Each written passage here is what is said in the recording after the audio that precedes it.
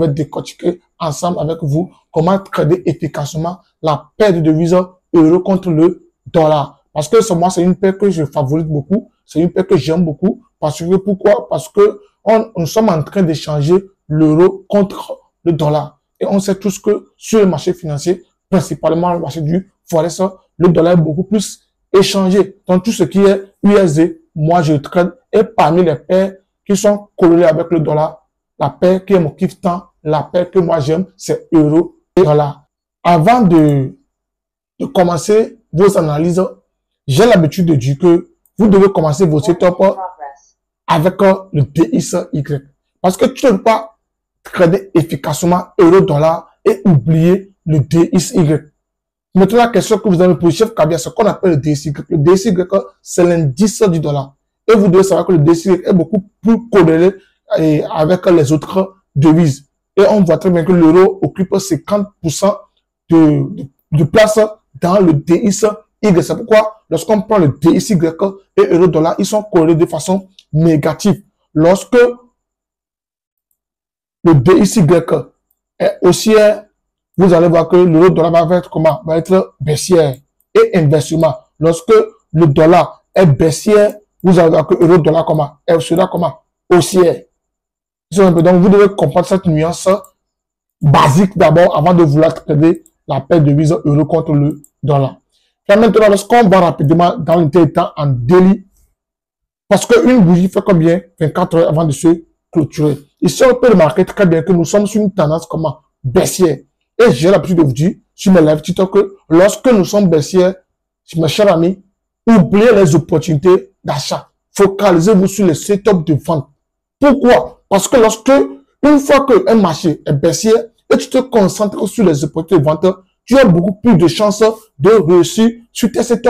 Parce qu'on le voit très bien sur le DXY. Ici, on peut remarquer très bien que depuis un moment, le dollar ne fait que chuter. Un peu. Pourquoi? Parce que après l'élection présidentielle de Donald Trump, lorsque Donald Trump a accès au présidentiel, ça fait que il a mis certaines politiques sur pied avec les tarifs, ce qui a créé cette chute sur le dollar depuis un moment qu'on ne sait. Mais je ne suis pas là ce soir pour parler de l'analyse fondamentale, mais je suis là ce soir pour parler de l'analyse technique. Et là, on peut remarquer bien que ici, le prix avait créé quoi? Du déséquilibre. Parce que sur le marché, j'ai l'habitude de dire que vous devez vous concentrer sur deux choses. La manipulation plus la liquidité. Et sur cette similitude-là, on peut remarquer que ici, le prix a créé quoi? Du fair value gap, comme on a appelé une balance ou bien déséquilibre. Et maintenant, comment nous, on peut exploiter ce déséquilibre-là? Parce que vous savez que lorsque le marché bouge, il laisse derrière lui des trous. Et ces trous-là, qu'on appelle lui déséquilibre. Et vous devez savoir que le marché a horreur de déséquilibre. Et maintenant, lorsque ce déséquilibre s'est créé, qu'est-ce que vous allez faire? Pour ceux qui ne voient pas ça, je vais essayer de limiter pour vous. Voici, on a la mèche là. Et la mèche là, on peut remarquer qu'il ne se touche pas. Donc, ils ont laissé un trou. Et le trou là, c'est ce qu'on appelle quoi? Du déséquilibre. Et le marché a horreur de ces déséquilibres-là. On peut remarquer très bien que qu'est-ce que le prix a fait? Le prix est revenu combler tout le déséquilibre avant de rechuter. Comme je viens de le dire, le marché a horreur de déséquilibre. Et là, après avoir repéré le setup là, tu peux maintenant aller dans les petits time frames comme H4 maintenant et maintenant chercher les setups de vente. Et la fois passée, j'avais analysé le marché avec vous sur mes live TikTok et je vous disais que ici, on avait quoi? Un previous daily high, un plus haut journalier. Donc, la probabilité est forte que le prix va récupérer cette liquidité qui est ici. Parce que le marché bouge de liquidité à liquidité. Le marché va forcément chercher de l'argent avant de bouger. Donc, sur un marché, mais un marché qui n'a pas d'argent, vous allez voir que ce marché va forcément stagner. Et ici, qu'est-ce que le prix a fait? Arrivé ici, j'ai analysé le marché lorsqu'on était ici, et je disais aux gens que le plus haut là, moi, perso, j'attends que le prix récupère ce plus haut là. Et effectivement, c'est ce que le marché a fait. Ce n'est pas de la magie, mais c'est de la connaissance. C'est un système de trading que j'ai mis sur pied qui me permet de voir où est-ce que le marché peut se diriger. Et là, on a eu une zone de vente ici. Donc, après prise de liquidité de ce plus haut là, le marché est venu réagir sur la zone de vente qu'on a ici.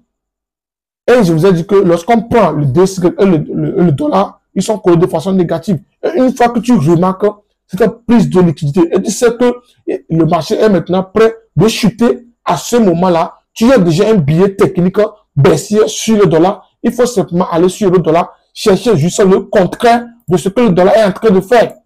Et là, rapidement, on va aller sur le dollar parce que nous sommes là dans cette vidéo pour parler uniquement de euro-dollar, comment le trader efficacement. Et pour le trader, il faut faire ami avec l'indice du dollar qu'on appelle le DXY.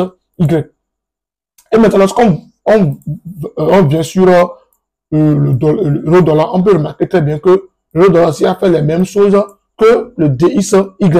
Rapidement, on va aller rapidement sur le daily. Le daily, même scénario, le prix a laissé quoi? Des déséquilibres.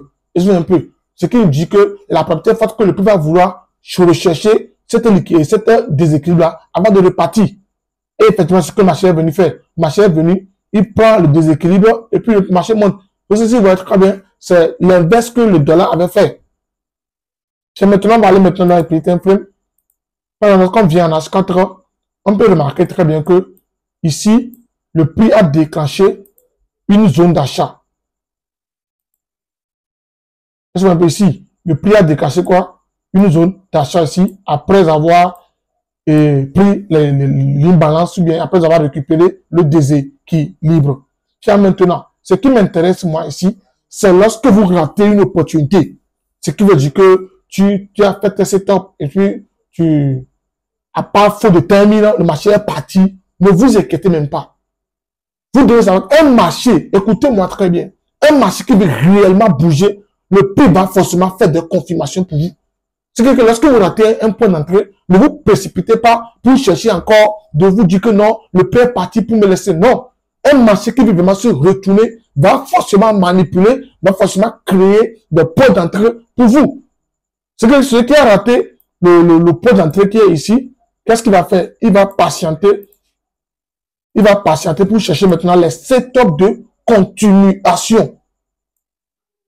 Est-ce un peu? Il va simplement chercher les setups de continuation. Puis maintenant, ici, qu'est-ce que le prix a fait? Donc, après avoir déclenché la zone ici, la zone d'achat, personnellement, j'ai montré à mes étudiants que lorsque le prix déclenche une zone, premier réflexe qu'il doit avoir, c'est d'attendre le marché sur des niveaux OTE sous l'outil Fibonacci. Et là, on va prendre mon outil Fibonacci pour voir si le prix est actuellement sur la zone ou pas. Est-ce qu'on peut? Donc, on prend mon outil là, on le met sur le bas et sur le plus haut là. Et là, qu'est-ce qu'on remarque très bien? On peut remarquer très bien que le marché est venu avec précision sur ma zone OTE de l'outil Fibonacci. Parce que celui qui a raté l'entrée en bas ici, il peut se repositionner où? Ici.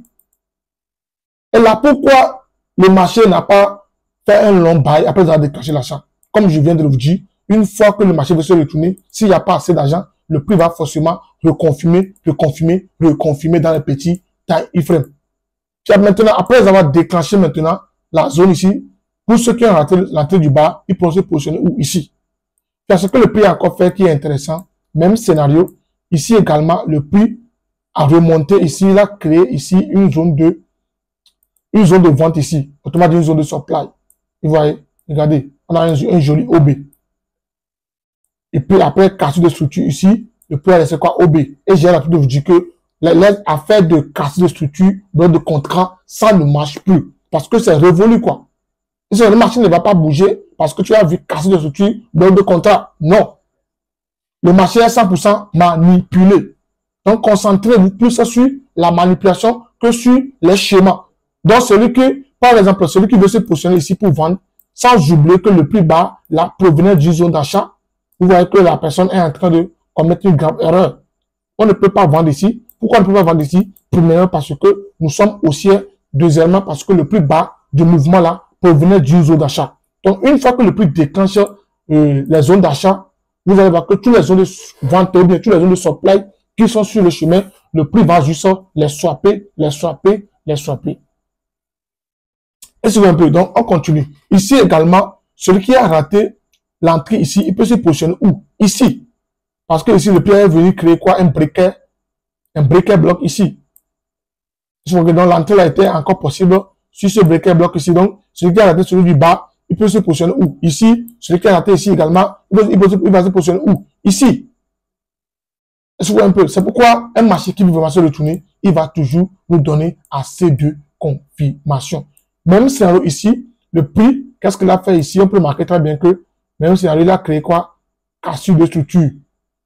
Après cas de structure, nos amis, blocs de contrat vont vouloir dire qu'après cas de structure, ils vont se positionner sur le plus bas à l'origine.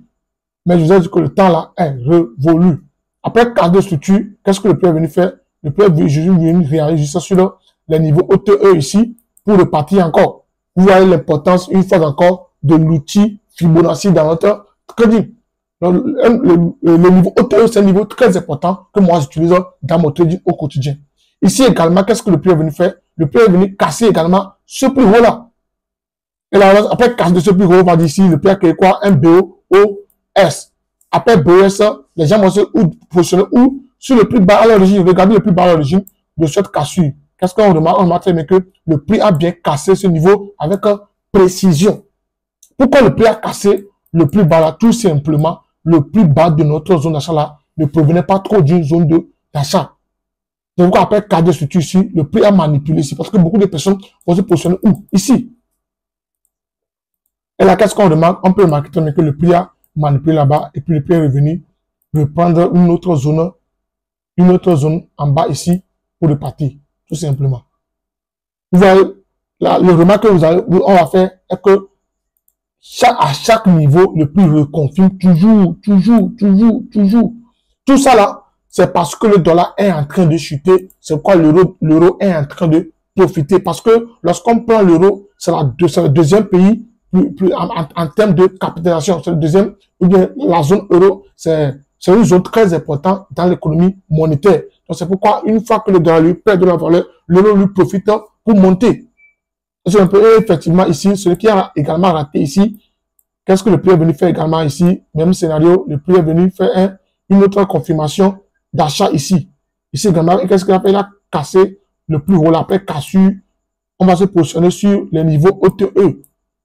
Sur un peu, donc, une petite secret pour vous dans cette vidéo. Lorsque le prix crée une cassure, focalisez-vous sur le niveau OTE que le bloc de contrat. Parce que si vous voulez vous positionner sur le bloc de contrat, le prix va vous manipuler. Mais si vous vous concentrez sur le niveau OTE, vous avez plus de chances de réussir votre trade. Et là, vous remarquez très bien que si on n'a pas pu prendre l'entrée en bas ici, on pourra le prendre où? Ici. Une fois encore, ce qui nous montre que lorsque un marché veut se retourner, il va toujours confirmer sur plusieurs niveaux. Donc, voici les opportunités qui sont possibles de prendre la semaine passée et cette semaine. Bien sûr, je ne peux pas vous laisser sans ne pas vous donner une opportunité à venir. Parce qu'on a assez parlé du passé. Maintenant, on doit parler maintenant du futur. Donc, sur euro-dollar, si vous savez bien que demain, c'est la NFP. Donc, qu'est-ce que moi, personnellement, je prévois? Nous sommes toujours dans cette dynamique de baisse sur le dollar. Donc, demain, je vais vous focaliser sur les setups d'achat sur euro-dollar. Et celui qui parle de setup d'achat, on peut remarquer très bien que en M15 ici, le prix a créé un setup ici possible de buy. Ici, regardez, ici on a eu des niveaux de SR. On a des niveaux de SR ici. Donc, les niveaux de résistance, le prix a cassé et le prix est en train de reconfirmer comme un pullback. Moi, personnellement, je vais attendre que le prix manipule sur le pullback là. C'est-à-dire, le prix descend pour faire un truc comme ça. Et là, on peut remarquer, on a également une trendline. On a une trendline ici. Vous voyez? Et la preuve est que les trendlines, le prix, il y a de l'argent là-bas. Donc, j'attends plus que le prix manipule ici, il descend et puis il part. Donc, voici l'opportunité pour vous, pour peut-être la journée de demain, parce que demain, c'est vendredi, le marché va fermer.